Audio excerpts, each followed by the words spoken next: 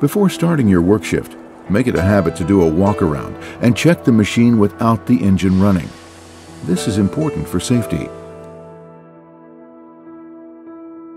See that the teeth are in working order and that there are no leaks or damaged hoses at the linkage, and that the tires are in good condition.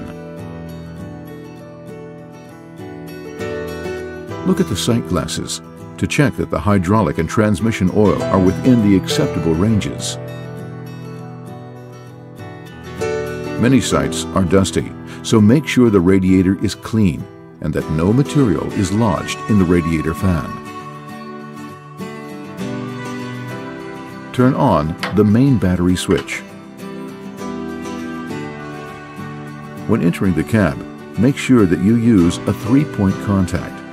This means that you always have at least 3 contact points, consisting of 2 hands and 1 foot, or 2 feet and 1 hand.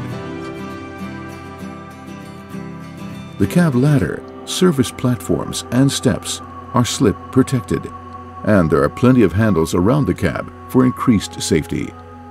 Make sure that you use the handrails to obtain 3-point contact at all times. Make sure that the parking brake is applied and that the gear is in neutral. Turn the ignition key to position 1. The machine's pre-start check must be allowed to finish. If the machine is equipped with an optional anti-theft system, you must enter the necessary code on the keypad. Adjust the steering wheel and operator seat so that you have a good working position. Check the rear view mirrors. Adjust if necessary. Make sure the horn is working properly. Before you start the engine, don't forget to fasten the seat belt.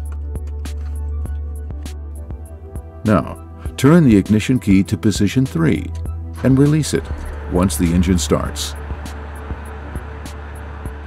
The display will provide the operator with information regarding the machine's status.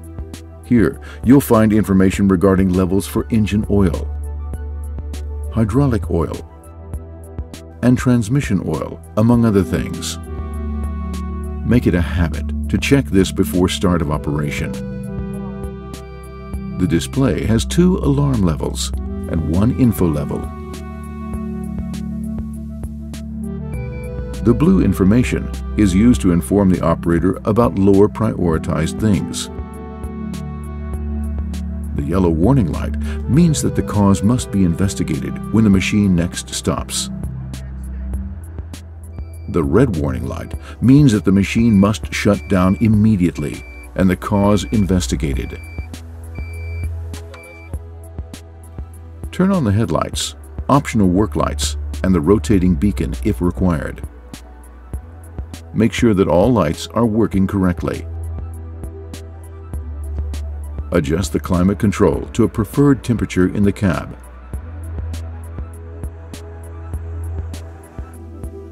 Apply the service brakes. Release the parking brake and put the gear selector into the forward position. Finally, lift the bucket and drive away.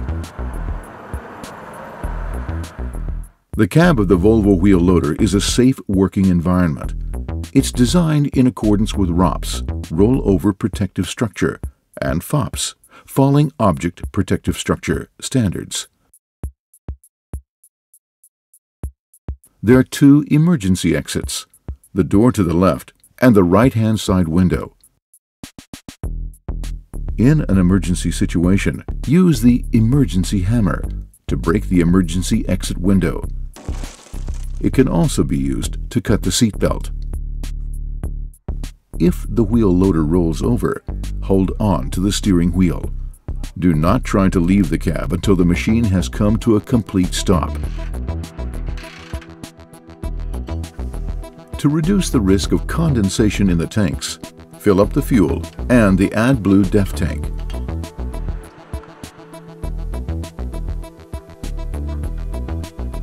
When parking, use the service brakes to bring the wheel loader to a complete stop. Put the gear selector into the neutral position and apply the parking brake. Let the engine cool down, running at low idle speed until the symbol "Engine Shutdown Permitted" is shown. Meanwhile, turn off the lights. Turn off the engine and step out of the machine. Before leaving the machine, switch off the battery disconnector relay.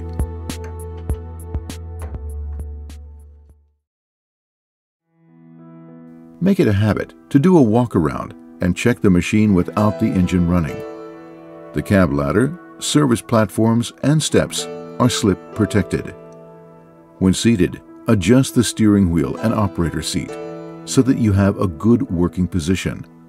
Don't forget to fasten the seat belt. The display will provide the operator with information regarding the machine's status.